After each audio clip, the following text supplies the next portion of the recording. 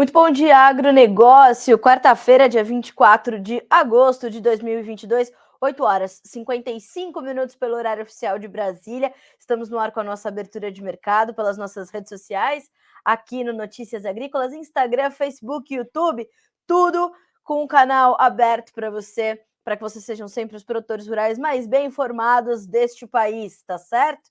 E assim seguimos, lembrando que o Bom Dia... sim, estamos ao vivo também pelo noticiasagricolas.com.br, certo? O site do produtor rural, ambiente para que você seja o porta-voz de si mesmo, sempre, tá? Lembrando que o Bom Dia Agronegócio tem o apoio da Cochupé, a maior cooperativa de cafeicultores do mundo, senhoras e senhores, e que Letícia Guimarães está conosco pela redação do Notícias Agrícolas, colhendo os seus comentários, as suas perguntas, as suas dúvidas, de onde você está falando, manda pra gente de onde você está nos ouvindo, nos assistindo, manda sua cidade, seu estado, manda sobre quais mercados você quer saber, e já te adianto que hoje, às 9h30, tem visita, hein? Professor Elmar Floss, fisiologista, vai estar conosco para a gente falar como é que estão os preparativos para a safra 2022-23 em 10 dias, não, em cerca de 15 dias, 20 dias, termina o vazio sanitário aqui no Brasil, quase que de forma generalizada. A gente tem pontos e pontos, né, datas e datas, mas a partir de 10 de setembro já pode começar a plantar soja ou ter já a sua sojinha germinada no Paraná. Aí 15 de setembro é uma data que marca ali, parece que o Goiás, Mato Grosso, com certeza. Então a gente vai falar com o professor Floss para entender quais são essas perspectivas. O professor Floss que está em várias partes do país, né, nesse momento, levando as suas informações, levando a sua palestra, e a gente vai falar então com o professor para entender que momento é esse e quais são as perspectivas dele, que é um grande conhecedor da sojicultura brasileira, tem inclusive incríveis publicações sobre o tema, né? Então é importante você ter essa presença aqui, né? Já, então, professor Floss conosco. Já vá separando aí as suas perguntas para mandar para a gente por aqui, ou pelo YouTube ou pelo Instagram, fechado? Então, já temos companhia aqui no Bom Dia Agronegócio. Enquanto isso, a gente vai para a nossa rodada de preços, já que essa quarta-feira é mais um dia de altas fortes para os grãos negociados na Bolsa de Chicago. A soja sobe 1% para 14 dólares e 75 centos por bushel agora no contrato novembro, que é o mais negociado. Olha aí, né? Já superou os 14,50, buscou os 14,60, buscou os 14,70 e ali está trabalhando nesse patamar. Milho, 6 dólares e 70 centos por bushel, 1,4% de alta. O trigo, 7 dólares e 95, 1,8% de ganho na manhã dessa quarta-feira. Ainda em Chicago, nós temos... Deixa eu ver aqui se a gente tem a movimentação dos derivados, né? Me parece que a gente está com algum delayzinho aqui na página da Bolsa de Chicago, efetivamente, mas tão logo ela retorne, a gente traz preços de farelo e óleo para você, portanto, tá bem? Bom, enquanto isso, a gente vai checar as informações da Bolsa de Nova York, com o café subindo 1,6% para valer 2 dólares e 31 mais 83 por libra peso. O açúcar também em alta, 0,9% de ganho para 18 centos mais 5 por libra. Volta, então, o primeiro contrato a operar na casa dos 18 centos por libra peso. O algodão volta a subir hoje, 1,5% de alta agora, para 1 dólar e 13 mais 95, como eu falei, 1,5% de ganho. No petróleo, o dia também é positivo, depois das altas de ontem, que já foram registradas. O mercado dá continuidade, portanto, né, ontem, 4% de ganho foi o fechamento do petróleo nessa sessão anterior. Hoje, as altas passam de 1%. No WTI, que é a referência para o petróleo norte-americano, principalmente, né? 94 dólares e 70 centos por barril, 1,02% de alta, tá? No Brent, o ganho é de 1,05% agora para 101 dólares e 27 centos por barril. Então, volta ao patamar dos 100 dólares, vai para 101 dólares e 26 o Brent, tá? O gás natural, 1,8% de ganho, subindo ainda, lembrando, os preços do gás natural estão em níveis recordes, e isso é completamente importante para o seu dia a dia, já que vai pegar diretamente como é que é o nome disso? Nos fertilizantes, principalmente nos nitrogenados. Então, atenção, ok? Vamos lá, seguindo. O ouro caindo um pouquinho, 0,2% de queda. A prata também caindo, 0,7% de baixa. O cobre, 1,7% de perda. Metálicas também em baixa nesta manhã de quarta-feira. Nós temos ainda o dólar index subindo hoje, tem uma alta de 0,23% para 108.808 pontos, tá certo? Vamos para o mercado futuro chinês, vamos dar uma volta no mundo. Óleo de soja em alta, milho em alta, farelo em alta. Já já a gente vai trazer aqui as informações da Agriinvest Commodities sobre o farelo e o óleo, principalmente. Os estoques de derivados de soja estão caindo na China, as vendas de farelo de soja estão mais aquecidas, o setor de rações está mais aquecido na China, está puxando os derivados, principalmente o farelo, que chegou, inclusive, no seu maior nível desde a guerra, né? E hoje, 6 meses de guerra da Ucrânia, tá? Já já vamos falar sobre isso também, até porque se comemora o Dia da Independência nessa infeliz coincidência, né? A gente vai falar sobre isso também, tá? Ó, aquele resuminho maroto da Agriinvest para você entender um pouco de cada coisa, fundamentos, macro cenário, financeiro, vamos lá. Bolsas de lado, China em queda, isso é importante, hein? Queda no número de casos novos de Covid, mas mesmo assim aumento dos lockdowns. O calor na China continua, arroz na Ásia subindo. Ontem a gente deu uma matéria bem detalhada sobre essa questão da onda de calor lá na China. Já já eu peço o pessoal colocar aqui na tela para vocês. E olha só, a conta de energia elétrica na Europa e nos Estados Unidos é a grande vilã, também pudera. Ambos, né, o continente europeu e o país norte-americano, ambos focados, né, na produção de energia no gás natural. E aí a gente vai ter esses preços recordes, é realmente o vilão. E aí a gente já está falando de uma manutenção ou de uma retroalimentação do processo inflacionário. Ó, o Citi fala em inflação no Reino Unido em quase 20%. O gás natural na Europa acumula alta de 40% em agosto. E agosto não acabou. E 300% no ano, tá? Nos Estados Unidos falam que 1 em cada 6 domicílios está com a conta de luz atrasada. Todos de olho na reunião dos bancos centrais essa semana em Jackson Hole. Inclusive, tem uma notícia já no Notícias Agrícolas pontuando essa movimentação, essa espera do mercado pelo discurso, como sempre, do presidente, pelo chairman do Federal Reserve, que é o Banco Central norte-americano, o Jerome Powell, né?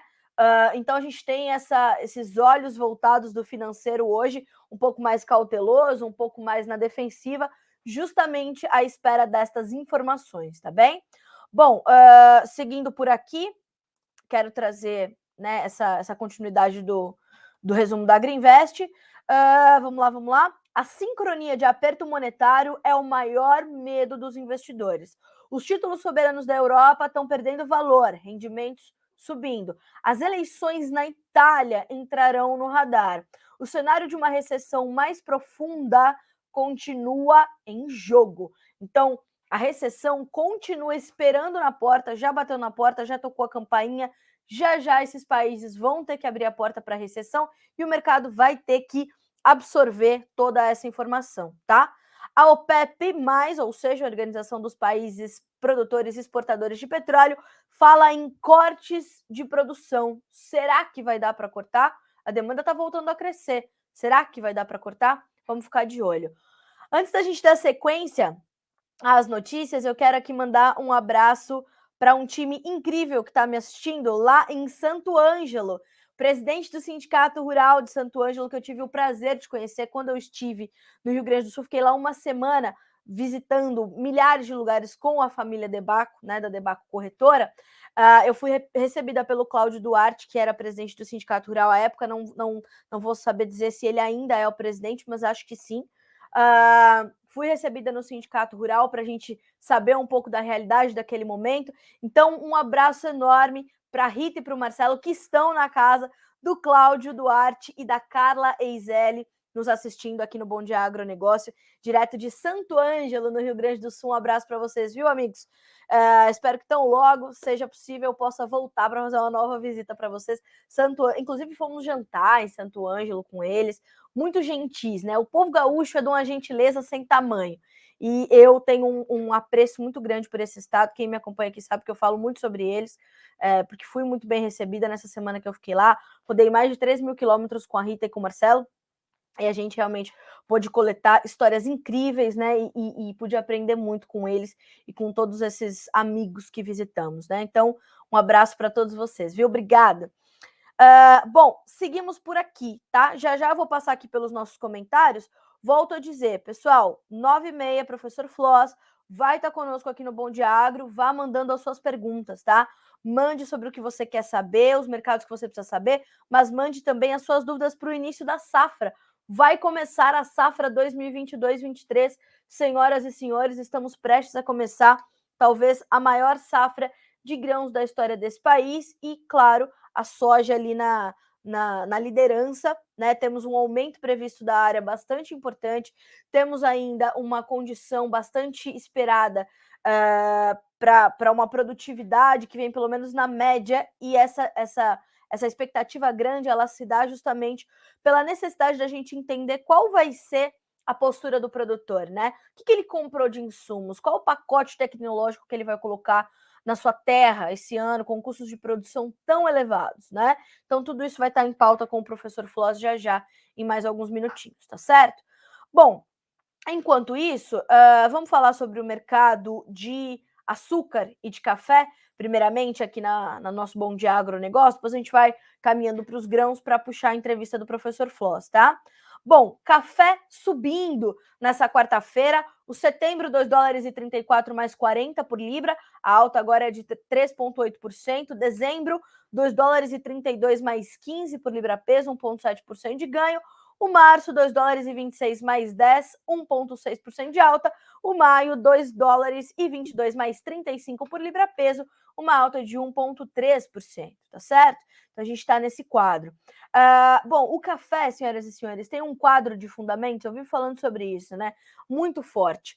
E a gente está nessa montanha-russa de preços porque, de outro lado, toda essa condição financeira, macroeconômica de incerteza, de possibilidade de uma recessão na Europa, que é um país, um continente completamente importante ali. A União Europeia é um cliente importante, né? O bloco é um cliente determinante para o nosso café, fora a Rússia, que leva bastante do nosso café também, principalmente café solúvel.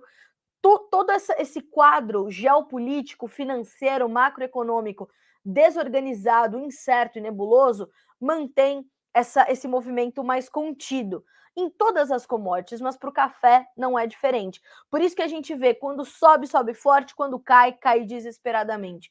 Então, este movimento traz essa sensação, né? Traz esse movimento. E continua esse movimento, mas com preocupações com a nossa safra, preocupações com a nossa próxima safra, os estoques baixos certificados lá na ICE, e tudo isso se unindo, né, com uma demanda que ainda está estável, traz todo esse quadro para o mercado de café. Então, há fundamentos que mantêm preços sustentados acima de 2 dólares, acima de 2 dólares e 30 por libra peso, né? Mantém esse patamar importante, inclusive para a formação dos preços aqui no Brasil.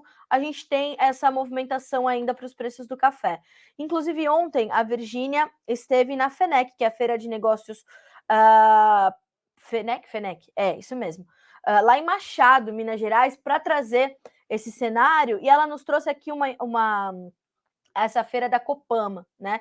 Feira de Negócios da Copama, e ela entrevistou o Luciano Neder, que é superintendente comercial da cooperativa, e ele falou sobre justamente essa movimentação dos preços muito volátil, enquanto custos de produção estão nas alturas. Para a soja se dá isso, para o milho se dá isso, para o trigo, para o café não seria diferente. Custos de produção elevadíssimos. Olha só a manchete do Luciano Neder. Fertilizantes recuam 35% e com Nova York subindo, produtor de café tem que aproveitar agora bom momento para garantir a safra 23. Perceba como é importante o seu planejamento comercial, né? Esse recuo dos fertilizantes estava ali na conta, né? A gente falou a gente falou sobre isso, vimos trazendo esse movimento, né, de baixas ali no como é que fala? Nessa trajetória de recuo no preço do fertilizante e em vários grupos de fertilizantes, né? Para o café não foi diferente. E agora, com essas altas que são quase que frequentes em Nova York, apesar das baixas pontuais, a gente tem que olhar para isso, o cafeicultor fazer suas contas e ver se de fato é momento de participar ou não dessas compras. E claro, vai fazer compra de insumo, vai ter que travar uma parte da sua produção, né? Então, é hora do cafeicultor ficar de olho ali nos negócios importantes que pode fazer e nas oportunidades que pode garantir, tá certo? Vamos falar sobre isso. Vamos continuar tratando sobre isso. Inclusive, a Virgínia já está de volta e trouxe muita informação nova, muito material que você vai receber aí nos próximos dias, direto da FENEC, a Feira de Negócios da Copama, que aconteceu em Machado, Minas Gerais, onde ela pôde fazer ali a cobertura em loco, trazendo essas informações, tá certo? Bom, vamos falar um pouquinho também sobre o mercado de açúcar. Estamos lá na Bolsa de Nova York, vamos passar também por esse mercado. As altas são de 0,8% a 1% entre os contratos mais negociados. Parte desse avanço que se dá nesta quarta-feira para o mercado de açúcar vem naturalmente desses ganhos fortes do petróleo, que já são registrados desde ontem. Então, o outubro tem 18 centes mais 6 por libra-peso, o março 17 centes mais 99, o maio 17 centes mais 37, o julho 17 centes mais 6 por libra-peso, ok?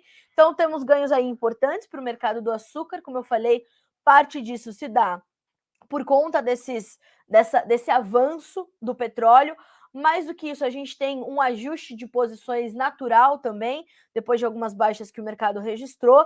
Inclusive, temos aí o mercado já aberto para você aqui no Notícias Agrícolas, com o trabalho de Jonathan Simeão, especialista no setor sucro energético, tá?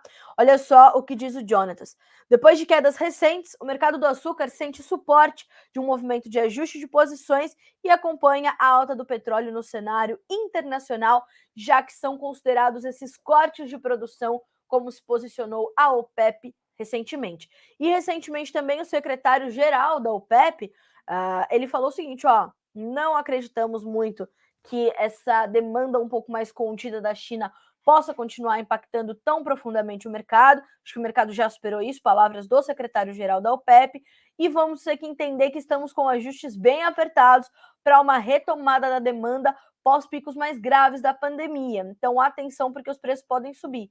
E na última entrevista que nós fizemos com o professor Flávio Inácio Inocêncio, lá de Portugal, ele dizia, olha, o último trimestre do ano deverá ser de preços bem mais altos do que esses que a gente está observando agora.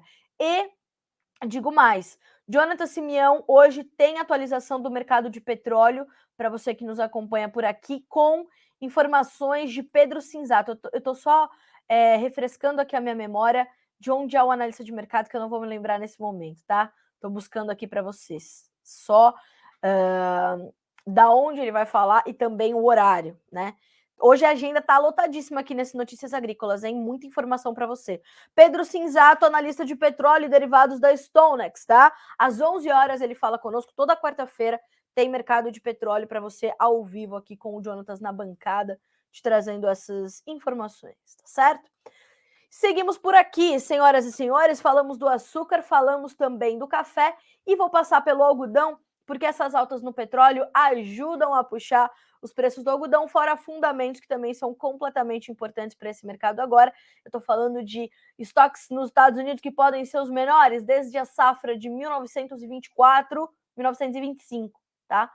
É muito séria a situação da safra de algodão nos Estados Unidos. O Texas, o maior estado produtor, teve a sua safra devastada por uma seca muito triste e a gente vê a oferta minguar muito. E os Estados Unidos é um player completamente importante nesse quadro global do algodão. Outros países também tiveram problemas na sua oferta e tudo isso faz com que os compradores comecem a olhar ainda mais para o algodão brasileiro, que já tem trabalhado numa abertura de mercado ainda mais forte. O status do algodão brasileiro é muito forte no mercado internacional e a gente sabe que tudo isso está na conta de forma a garantir ali um espaço interessante para o nosso mercado. Mas estamos sendo mais buscados justamente por conta desses problemas de oferta em regiões importantes de produção.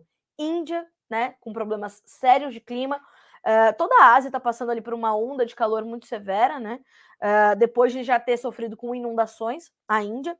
Os Estados Unidos, então, né, com a sua safra dizimada, e outros países como a Austrália também na atenção ali para entendermos o que é a oferta, ou que oferta chega, né, ali da Austrália, enfim, players importantes com problemas, e o Brasil, portanto, se destacando diante de tudo isso, tá bem? Então, estamos de olho, estamos acompanhando. Vamos para os preços? Algodão, para dezembro, que é o contrato mais negociado agora, $1,13 mais 98 por libra, 1,6% de ganho. O março sobe 1,5% para $1,10 mais 68, maio, $1,07 mais 49 por libra, julho, $1,02 mais 97, alta de 1,2% nos dois últimos vencimentos que eu acabei de narrar, ok? Então, esse é o mercado de soft commodities na manhã desta quarta-feira, senhoras e senhores.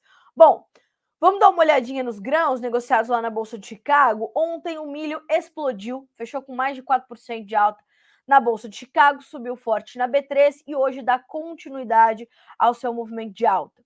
Vou começar pelo milho, por quê? Porque na última segunda-feira, o USDA, o Departamento de Agricultura dos Estados Unidos, trouxe uma redução no índice de lavouras em boas ou excelentes condições, bastante agressivo, na casa de 3 pontos percentuais. O mercado esperava uma redução de apenas 1%, mas é possível perceber que a safra de milho dos Estados Unidos sofreu muito com as adversidades climáticas, em especial, nas regiões mais a oeste e norte, lá do meio oeste do Corn Belt, lá nos Estados Unidos. A falta de chuvas, a irregularidade das poucas precipitações, os baixos volumes, tudo isso chegou num momento onde o milho estava pendoando ou estava formando as suas espigas, e isso já traz um reflexo muito ruim. Um dos estados que sofreu com essas condições mais adversas foi Iowa, que é o principal estado produtor de milho dos Estados Unidos. O que está acontecendo agora por lá é o ProFarmer Crop Tour, um dos mais tradicionais tours de safra dos Estados Unidos. Já tem décadas que acontece esse tour de safra, e esse é um tour muito respeitado pelo mercado. O mercado absorve muito as informações do ProFarmer. E o ProFarmer já passou por Ohio, Dakota do Sul e Nebraska. Nos 3 locais, a gente pode perceber que as condições estão aquém do esperado, estão abaixo da média, estão realmente trazendo uma condição de fragilidade da safra americana de milho. Para a soja, os resultados nesses locais visitados também não foram os melhores, mas a gente ainda está falando de uma safra que tem tempo de recuperação, né?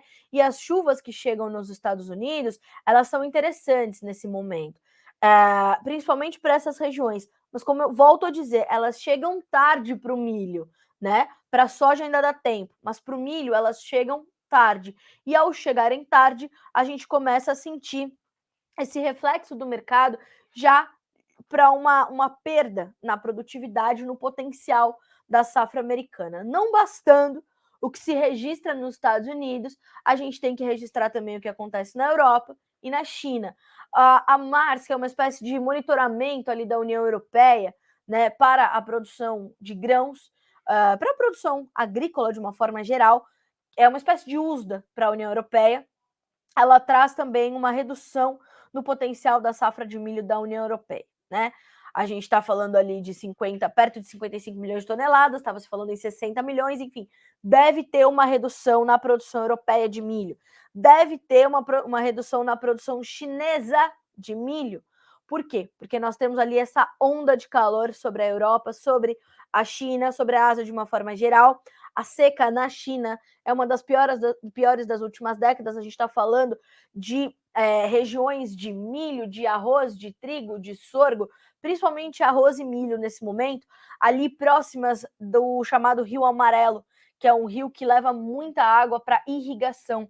Então, não só as lavouras convencionais ou de sequeiro, né, elas estão sofrendo, mas as lavouras irrigadas também sentem esse peso. Então, essa perda de produtividade, de potencial na China, essa perda na Europa, que se soma a uma perda nos Estados Unidos, deixa o mercado atento a que oferta a gente vai ter efetivamente de milho para entregar ao mercado. Qual vai ser o déficit deixado por essa seca? Né? O que vai acontecer com a demanda? A China vai importar mais milho? A União Europeia vai importar mais milho?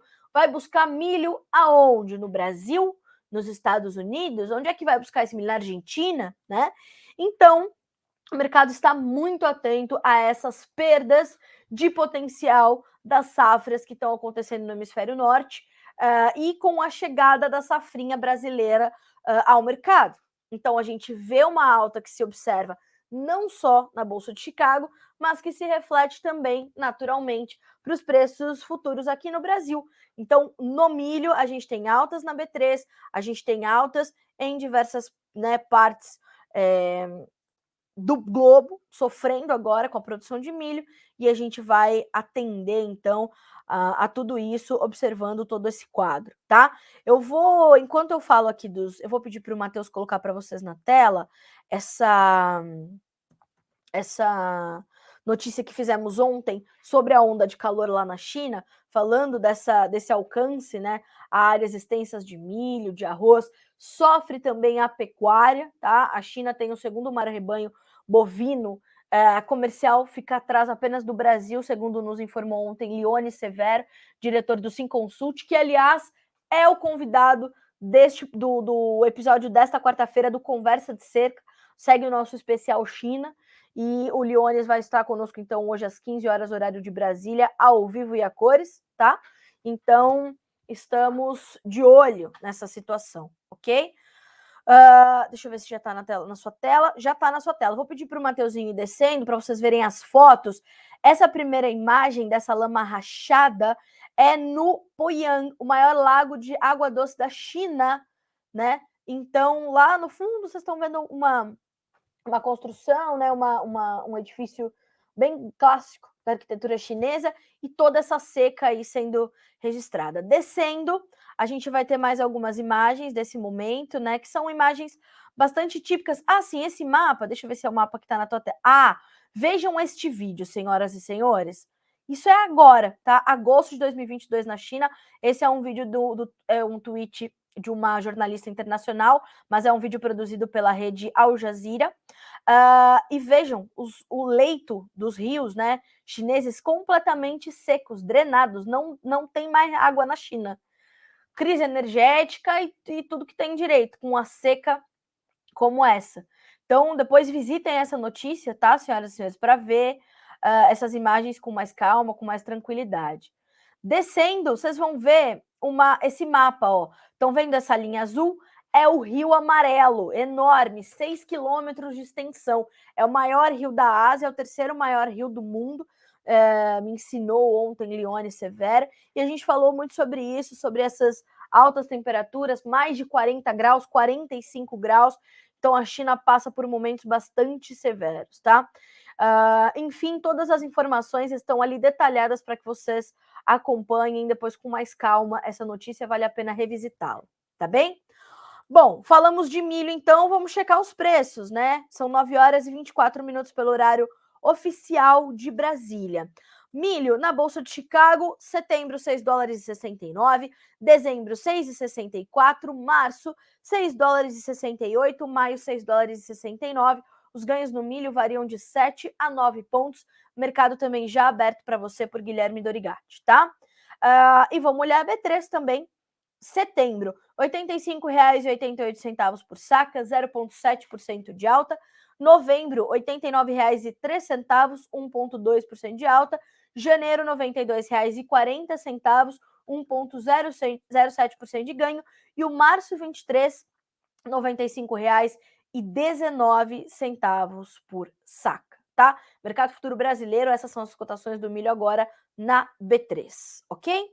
Bom, passando do milho para a soja, a gente vê que a soja acompanha esses ganhos, mas tem um plus, perceba. As altas na soja variam de 10 a 16 pontos na manhã dessa quarta-feira. Novembro, 14 dólares e 77, janeiro, 14 dólares e 80, março 14 dólares e 78, maio 14 dólares e 79 cents por bushel. O que é possível perceber também, e isso é muito importante da gente registrar, é a diminuição do spread dos vencimentos mais longos com os vencimentos mais curtos. O novembro 22, 14,77, o maio 23, que é referência para a safra brasileira e contabilizando a chegada da nova oferta da América do Sul, 14 dólares e 79 cents por bushel.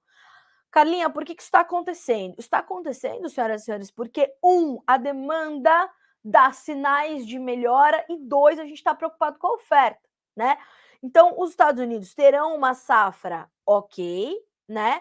A gente está entendendo ali o que está acontecendo, mas a gente vai ter que monitorar essa conclusão da safra. A gente ainda deve ter revisão de produtividade, diária e tudo mais. Pode até ser que seja para cima, mas vai ser o suficiente para equilibrar as relações com a demanda, já que a China dá sinais de que, né, tende a trazer melhoras aí para o seu consumo, isso está na conta. E do lado da demanda, a gente vê uma China descoberta ainda para uma janela de setembro a janeiro. Segundo cálculos da Pátria Agronegócios, ontem Cristiano Palavro deu entrevista a este site, diretor da Pátria, falando sobre a necessidade que a China tem de comprar pelo menos nos próximos 90 dias, então a gente está falando de setembro, outubro e novembro, de 13 a 15 milhões de toneladas. E aí tem mais o volume de dezembro e de janeiro, porque para esses meses, além desses próximos 3, a China também está descoberta. E a gente tem visto uma movimentação de preços bem interessante, né? De preços, não, perdão, de demanda da China, bem interessante. Por quê? Porque a suinocultura, as margens da suinocultura estão melhorando e melhorando bem para os chineses, o que traz um aumento no consumo de rações, o que traz um aumento no consumo, nas compras de farelo de soja. Inclusive, ontem o Cris, quando deu entrevista ao Notícias, falou as vendas semanais de farelo de soja foram uma das melhores dos últimos meses, porque a suinocultura está puxando, né? Está pedindo mais desse farelo. Isso está realmente se dando, está acontecendo, se confirmando. Então, a gente está falando de um farelo de soja na China chegando ao seu maior nível desde a guerra, como pontua aqui o meu amigo Eduardo Vanin, analista de mercado da Agriinvest Commodities. E olha só o que diz o Vanin. Na semana, o farelo em Dalian subiu mais de 6% e os óleos mais de 5%. Os bases da soja importada, custo e frete China para novembro continuam caindo. Por quê? Né? Porque o frete está mais barato, senhoras e senhores. Dessa forma, as margens de processamento ainda estão negativas, porém, todavia, contudo, entretanto, estão melhores do que algumas semanas. E nisso vai aumentar o volume de soja importada, porque é sabido que os estoques de derivados estão caindo. Então, estes sinais de uma melhor demanda trazem essa perspectiva para o mercado, trazem esse sentimento de que a China vai buscar essa soja, e a soja americana, que é a soja mais competitiva, mais barata para os chineses agora. Já, esse jogo começa a inverter quando a gente começa a chegar com a nossa nova safra, tá? Então, é preciso a gente lembrar que a gente também tem soja para comercializar ainda da safra 21-22, e tudo isso vai indo para conta. Mas nesse momento, com a demanda melhor, ontem o USDA informou uma venda de 110 mil toneladas de soja para os chineses, tá? E o mercado, claro, especula sobre mais volumes que a China estaria já negociando nos portos americanos para levar soja lá para eles e garantir o seu abastecimento. Desabastecida, senhoras e senhores, é que a China não vai ficar, que ela não é boba nem nada, né? Além do que, está numa seca tremenda, sabe que vai ter que importar mais. Então, atenção, tá? A demanda é um ponto-chave do mercado agora, a gente entender esse comportamento da demanda agora, tá? 9 horas e 29 minutos, vamos checar se o professor Floss está com a gente? Ainda não está conosco, mas está chegando, né? Professor Floss já está chegando, já está conosco, já estou falando com ele aqui, e já teremos professor Floss. Enquanto isso, vamos dar uma olhadinha nos preços do trigo, porque hoje, 24 de agosto de 2022, completa 6 meses o conflito entre Rússia e Ucrânia. E também em 24 de agosto se completa o dia, ou se comemora o Dia da Independência Ucraniana, né? Inclusive, o presidente Volodymyr Zelensky já alertou ontem sobre a possibilidade de, abre aspas para Zelensky, provocações russas repugnantes e ataques brutais de Moscou para encobrir o que, segundo ele, será um dia importante para todos os ucranianos, né? Então, vamos ficar de olho, né? Os ucranianos, perceba, completam nessa quarta-feira, 31 anos, uma independência muito jovem, né? Desde a emancipação da União Soviética, que era dominada pela Rússia, no que será um dia de comemorações moderadas, porém desafiadoras, ofuscadas por temores de novos ataques de mísseis russos. Inclusive, as autoridades ucranianas proibiram reuniões públicas na capital Kiev e impuseram um toque de recolher na cidade oriental de Kharkiv. 2 pontos importantíssimos da guerra, né? Que resistiu a meses de bombardeio nas linhas de frente. Muitos funcionários do governo foram obrigados a trabalhar de casa. Vamos lembrar? A Ucrânia se libertou da União Soviética em agosto de 1991, após o golpe fracassado em Moscou e uma esmagadora maioria dos ucranianos, e a maioria esmagadora dos ucranianos voltou em um referendo para declarar a sua independência, tá? Mais do que isso, o Zelensky, por razões de segurança também, naturalmente, não divulgou como é que o governo vai marcar esse feriado, né? Um país que está em guerra, completamente devastado, não tem feriado, mas tem como é que vai ser, né, o registro desses 31 anos de independência. Difícil dizer, né? Difícil entender como é que vai ser isso num momento como esse. São 6 meses de guerra exatos neste 24 de agosto de 2022, tá? Parece que foi ontem, né? Que eu entrei desesperadamente ao vivo para falar. Senhoras e senhores, começou e a Rússia invadiu efetivamente a Ucrânia. Já faz 6 meses. Vamos checar, professor Floss? Ainda não chegou, mas tá chegando. Vamos ver aqui se a gente consegue falar com ele, se ele, né, estará mesmo com a gente ou se teve algum probleminha. Às vezes foi isso, né? Bom, enquanto isso, como eu falei, né, falamos da Ucrânia, vamos trazer aqui os preços do trigo. O trigo também está subindo, vai na carona naturalmente da soja, do milho, do farelo, do óleo e da sua própria demanda, dos seus próprios fundamentos, né? Setembro, 7 dólares e 91 cents por bushel, 8 pontos mais 75 de alta. O dezembro, 8 dólares e 9, sobe 9 pontos mais 25 agora é o trigo. Março, 8 dólares e 26, 9 pontos de alta. O maio, 8 dólares e 34, 7 pontos mais 25 de ganho, tá? Mais uma informação importante é a questão sobre. Não, ainda não. Achei nada. É a questão de uma notícia que chegou no final do dia de ontem e, claro, ganhou bastante destaque na imprensa na manhã desta quarta-feira. Pela Reuters, o título é o seguinte, abre aspas para a agência de notícias Reuters. TSE, Tribunal Superior Eleitoral, caça mandato e torna inelegível aliado ruralista de Lula. Você sabe de quem eu estou falando? Senhor Neri Geller, tá? Foi ministro da Agricultura durante o governo Dilma. Estava, né, concorrendo ou está em campanha pelo Senado no estado de Mato Grosso com o apoio de Luiz Inácio Lula da Silva, candidato do PT à presidência da República, e com um passado já conhecido por este país. E o, então, Neri Geller, né, ex-ministro da Agricultura e realmente parlamentar bem conhecido pela frente do agronegócio, inclusive circularam, né, as imagens e fotografias do Neri Geller com o candidato Lula e o seu vice Geraldo Alckmin. Ai, meu Deus, eu não sei se enquanto jornalista ou pensei que viveria para dar essa notícia, né? Geraldo Alckmin vice na chapa de Lula. Mas, enfim, acontece. E realmente temos, então, essa notícia. E olha só, vamos aos detalhes. O Tribunal Superior Eleitoral cassou o mandato de deputado federal e candidato a senador pelo estado de Mato Grosso, Neri Geller, aliado do ex-presidente Lula, que tem sido um elo do petista com o agronegócio, informou o Ministério Público Eleitoral em comunicado na noite desta terça-feira. A Corte Eleitoral acatou em decisão unânime um pedido do Ministério Público para cassar o mandato de Geller e torná-lo inelegível por 8 longos anos, por entender que ele captou recursos de forma ilícita para sua campanha eleitoral em 2018. Segundo o Ministério Público, Geller arrecadou recursos de empresas, o que é proibido pela legislação eleitoral, por meio de uma triangulação bancária envolvendo seu filho. Segundo o Ministério Público, a quebra do sigilo bancário autorizado pela Justiça revelou o alegado esquema de arrecadação de doações eleitorais junto a empresas. A movimentação financeira entre eles teve por escopo evitar que se evidenciasse a vinculação entre as doações e recursos recebidos de pessoas jurídicas, disse o vice-procurador-geral eleitoral Paulo Gonet no parecer enviado ao TSE, né?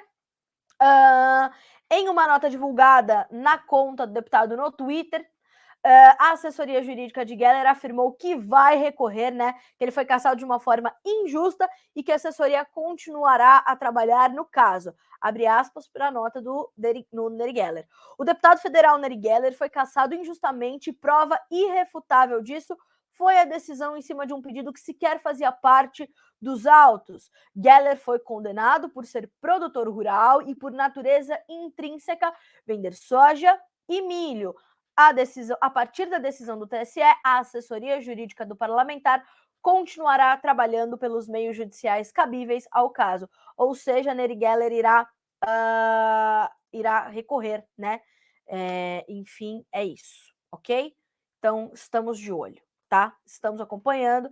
É uma notícia bem importante para o agronegócio na manhã desta quarta-feira, 24 de agosto de 2022. Professor Floss está com a gente? O professor Floss não chegou. Pessoal, eu tenho certeza que o professor Floss teve algum imprevisto ali que não conseguiu estar conosco nesta manhã de quarta-feira, mas estamos aqui, né, acompanhando.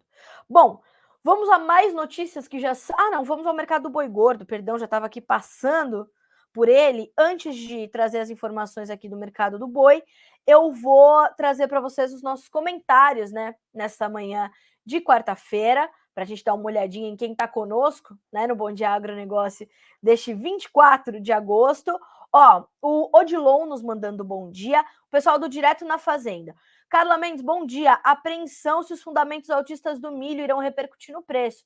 Vamos ficar de olho. Ontem o preço já subiu bastante em Chicago e na B3. Hoje seguem as altas em ambas as bolsas. E agora a gente precisa entender como isso se traduz para o mercado brasileiro. Às 10h30, 10h30, vamos checar? Porque, né, como eu falo para vocês, essa jornalista hoje, 10h30, horário de Brasília, ao vivo, Guilherme Dorigatti assume a bancada do nosso outro estúdio para te trazer informações atualizadas sobre o mercado do milho com o Roberto Carlos Rafael, que é analista e diretor da Germinar Corretora, tá? Então, atentos. Bom, seguindo por aqui, então vamos acompanhar, tá? Professor Floss chegou. Agora sim. Professor Floss, muito bom dia para o senhor. Seja bem-vindo ao Bom Dia Agronegócio. Opa, vamos ver o que acontece. Peraí. Agora sim. Professor, o senhor me ouve? Sim, lhe ouço. Bom dia, Carla. Bom dia a como todos vai? que acompanham o teu programa aí. Eu estava ouvindo aí suas sempre adequadas e esperadas notícias sobre o movimento do agro. Obrigada, professor. Sempre um prazer ter o senhor com a gente. Professor, chamei o senhor para essa conversa hoje para falar com a nossa audiência, porque justamente a gente está aí prestes a começar uma nova safra, né? As expectativas são muito fortes e as expectativas são de que a gente possa chegar com a maior safra de grãos da história do país. O senhor tem esse sentimento também ou o senhor tem algumas ressalvas, algumas cautelas, já que o senhor está sempre visitando alguma região produtora desse país para ouvir os produtores rurais? Não, eu faço parte desse otimismo que nós estamos vendo aí.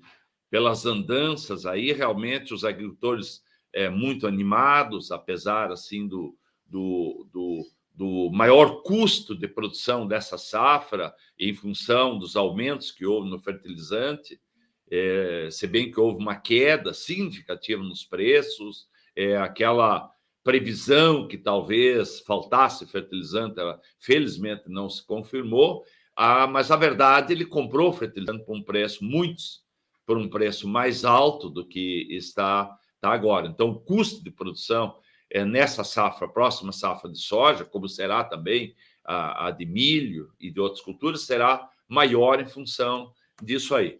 Mas, de maneira geral, está aí a previsão da Conab de aumento da área de cultivo, mas nós temos um grande espaço, Carla, como a gente sempre fala, de aumento do rendimento, ou seja, a verticalização da produção, a produtividade é maior. Então, há um aumento previsto aí dos agricultores de investimentos em novas áreas, mas, principalmente, a possibilidade da aplicação das modernas tecnologias de manejo para que o rendimento da soja por hectare aumente. Na última safra, tivemos aí a queda da média brasileira em função, principalmente da estiagem que aconteceu, pegou Mato Grosso do Sul, pegou Paraná, Rio Grande do Sul, Santa Catarina, isso implicou numa redução na produção total que se esperava de soja, e realmente a previsão é de que se possa bater o recorde de produção de soja e o recorde de grãos, ou seja, o Brasil chegar no final dessa safra com 300 milhões de toneladas de grão, que realmente é uma coisa muito importante e tem que ser celebrada, porque isso praticamente, nesse século de 2000 para cá, nós praticamente estaríamos triplicando a produção brasileira de grãos alimentícios. Ou seja, professor, a gente tem um caminho muito claro, então. Apesar do aumento dos custos, o produtor ele preferiu optar por um caminho mais seguro, por uma trajetória que ele já conhece, que é, de fato, de investir e garantir que bons pacotes tecnológicos fossem adquiridos e ele colocasse isso, portanto, no campo para garantir que a parte dele seja feita e a gente possa ter, inclusive, talvez essa recuperação da nossa produtividade.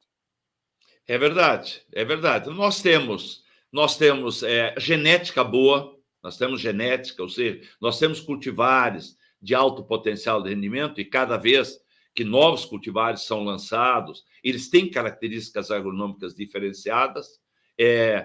Temos que escolher aquele cultivar mais adaptado a cada região, a cada época de semeadura, aquele nível de fertilidade, ou até mesmo, em alguns lugares, a escolha do cultivar mais adequado em função das questões sanitárias. Mas é muito importante a gente sempre lembrar, Carla, que a genética ela chega na lavoura via semente. Então, é muito importante que o agricultor realmente adquira semente de alta qualidade. E semente de alta qualidade é uma semente de vigor, aquela que tem uma emergência mais rápida, que forma uma plântula mais vigorosa logo após a emergência. Essa plântula mais vigorosa, ela tolera melhor os estresses bióticos, abióticos, ela tem uma tendência de maior enraizamento, o que aumenta a eficiência de absorção de água e de nutrientes, principalmente o aprofundamento da raiz, e isso também implica numa ramificação lateral mais precoce, mais cedo. E quando a planta de soja ela ramifica mais cedo, forma uma espécie de uma planta arbustiva, o que aproveita melhor a luz solar, ou seja, a gente brinca, né, que a parabólica fica maior para captar mais luz e também facilita a penetração do inseticida, do fungicida, para que a gente tenha o quê? Para que a gente tenha mais folhas verdes na fase reprodutiva no terço inferior da planta. Porque nós só temos vagem onde tiver folha verde sadia. Então, temos que criar as condições para que mais nós do baixeiro mantenham folha verde e sadia até o fim e possa aí formar vagens, formar grão no vagem e encher bem esses grãos. E, professor, eu imagino que esses resultados eles sejam um reflexo também não só da escolha da semente, mas dos traços culturais do manejo e das boas práticas que o produtor tem que colocar no campo, desde o preparativo do solo até efetivamente a sua colheita, né? É um conjunto de fatores que vai garantir esses bons resultados, não? É verdade. O primeiro fator, o fundamental, o fator basilar da obtenção de altos rendimentos é, sem dúvida alguma, investir na sua terra. A terra que é do agricultor, esse é o maior patrimônio do agricultor. Então, esse era o momento, né, de fazer calagem, onde ainda o pH está abaixo de 6, onde ainda a saturação de base nos solos arenosos está abaixo de 60%, ou nos solos argilosos está abaixo de 70%. Procurar realmente, através da análise de solo, que é o principal instrumento que nós temos de avaliar, de fazer diagnóstico, saber a situação dos nutrientes e aí escolher o fertilizante adequado. Ou seja, onde falta mais fósforo, temos que colocar uma fórmula que tenha mais fósforo. Onde falta mais potássio, temos que colocar uma fórmula que tenha mais potássio. Investir na questão da nossa fábrica de nitrogênio. A maior fábrica de fertilizante nitrogenado são os nódulos das bactérias na raiz. Se nós fizermos 3 a 5 doses do inoculante Brei-de-Rizóbio, associarmos uma de azospirilo, aplicarmos aí em torno de 1 grama de molibdênio para cada um saco de semente de soja, de grão que vai se colher, até 85% de todo o nitrogênio a planta tira através dessa associação com a bactéria do ar, onde nós temos o máximo de oxigênio. O ar atmosférico tem 78% de gás nitrogênio. E ele só entra no sistema produtivo, no sistema agrícola, ou via fábrica de fertilizante, ou então através dessa mini fábrica que são esses nódulos. Mas é preciso investir isso aí. Ou seja, nós temos que esquecer, porque durante mais de 30 anos se dizia que quem faz plantio direto e durante 3 anos inoculou, não precisa mais inocular, que tem bactéria que chega no solo. As pesquisas recentes mostram que isso não é verdade. Para altos rendimentos, é preciso reinocular todos os anos, colocar novas cepas que formem nódulos grandes junto à raiz principal e nódulos ativos. Para ter nódulos ativos, não pode ter deficiência nem de cobalto e nem de molibdênio. Os outros 15% desse nitrogênio, a planta tira do solo. Então, isso é importante. A genética da soja entra pela raiz. Se a planta não estiver bem nutrida, ela não vai expressar aquele potencial de rendimento. Então, aqueles que fizeram uma boa cobertura, principalmente aí no Brasil Central, usaram a braquiária consorciada com crotalária, nas outras regiões aí no inverno aí aveia preta ou centeio, com leguminosas, com nabo, ou então o milheto, o capim-sudão. Ou seja, aqueles que produziram palha, protegeram o solo contra a erosão, ativaram a microbiologia do solo. Então, nós temos vários recursos importantes. O que precisa, sim, é preciso ter as melhores propriedades físicas, um solo descompactado, um solo com mais microporos para armazenar água quando chove e ter água quando não chove, macroporos para ter oxigênio para o sistema radicular, e um solo corrigido quimicamente, pH 6, saturação de base alta, equilíbrio entre os nutrientes, e agora a nova revolução, né, Carla? Nós estamos entrando na 8ª revolução tecnológica da agricultura, que é o uso de biológico. O uso de biológico está crescendo da ordem de 30% ao ano e vai continuar crescendo muito mais. O uso de microbiológico para fixação de nitrogênio, para liberação de fósforo, micro-organismos para controle de pragas, controle de patógenos, é uma coisa espetacular que está acontecendo aí.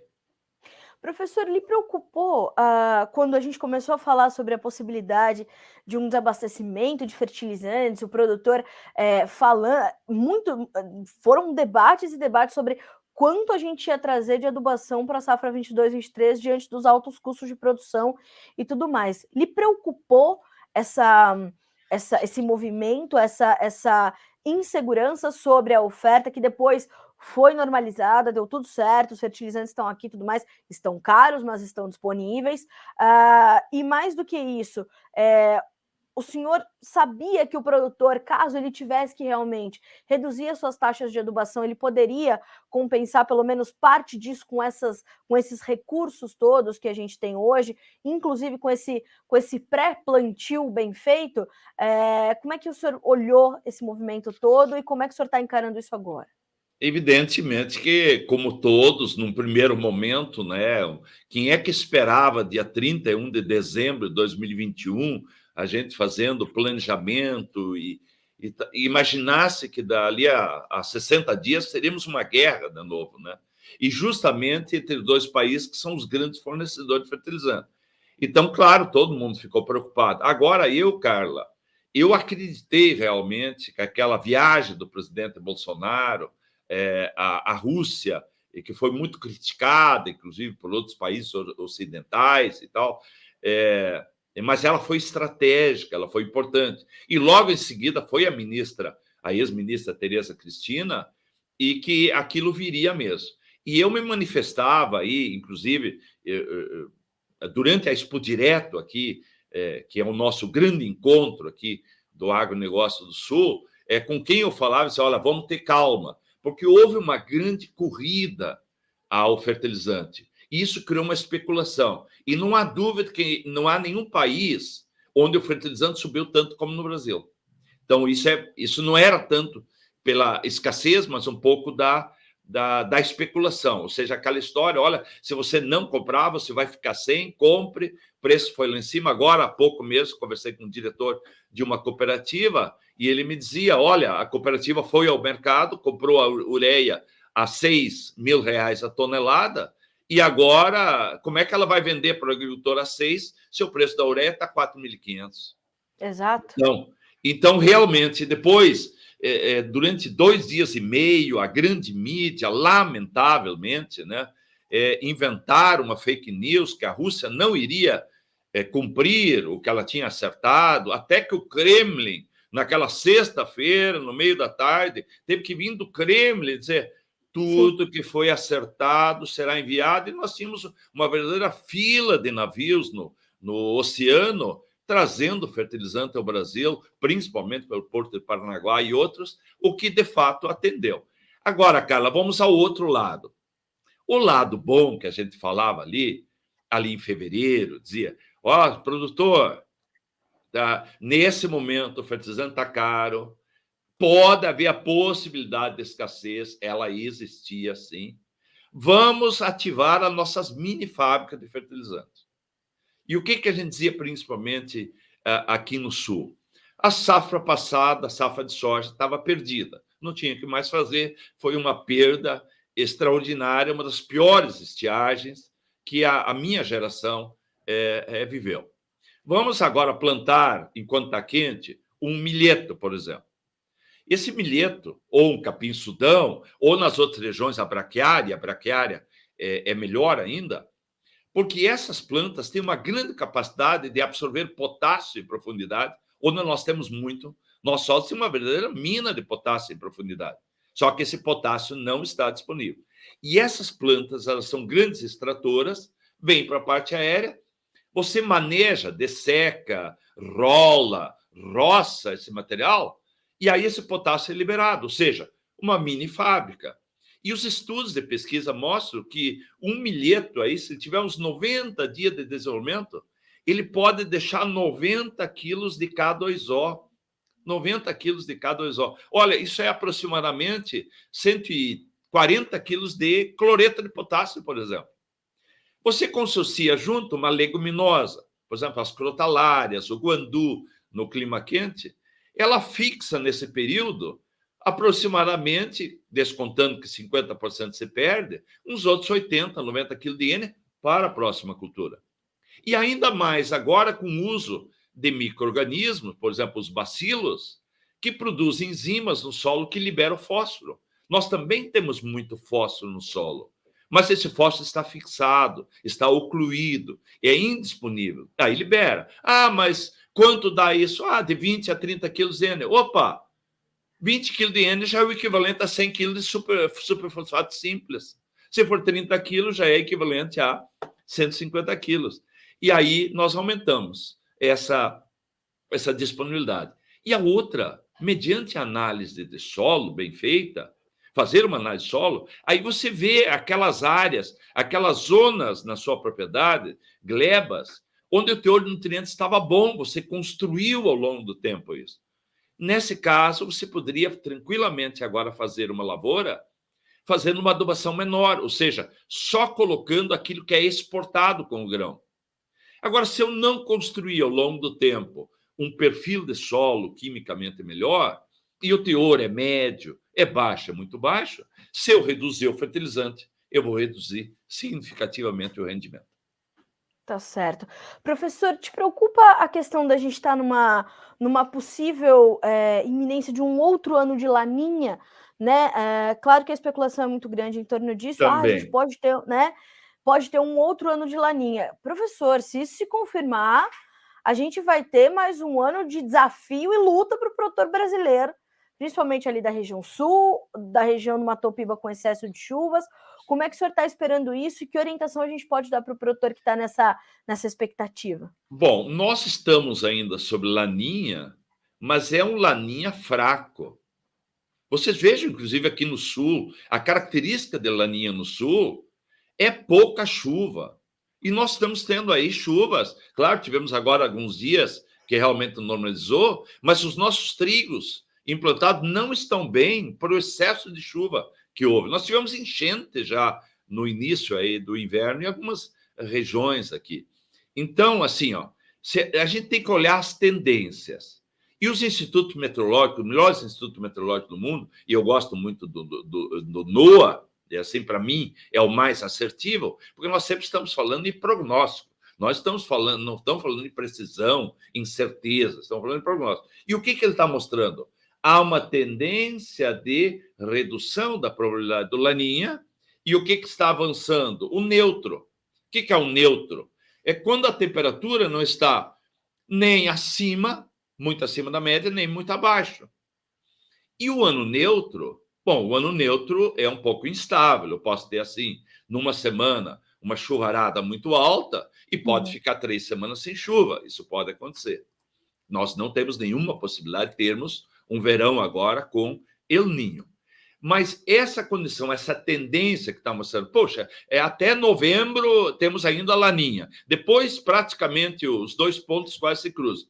Poxa, o grosso da lavoura de soja, o período mais crítico da soja, é dezembro, janeiro e aqui no sul até metade de fevereiro. Ora, se até lá essa tendência diminuir, eu não espero, sinceramente, talvez seja desejo, mas eu olho, ontem à noite, eu ainda numa palestra aqui no Topacetão, dizia isso, eu olho todos os dias os principais. Eu não vejo, não precisa ter esse medo de novo, que nós vamos repetir um ano tão seco no sul como tivemos na última safra. Bom, melhor forma da gente terminar, né, professor? Impossível.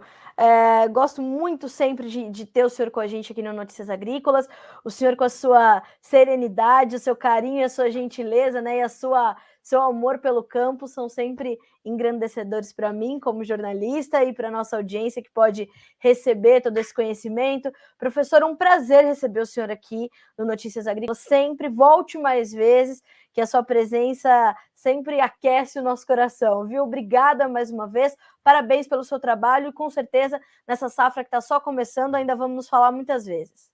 Olha, eu que agradeço sempre a sua gentileza, agradeço o convite, que é uma bela oportunidade da gente falar daquilo que a gente aprende no dia a dia, nas andanças, né?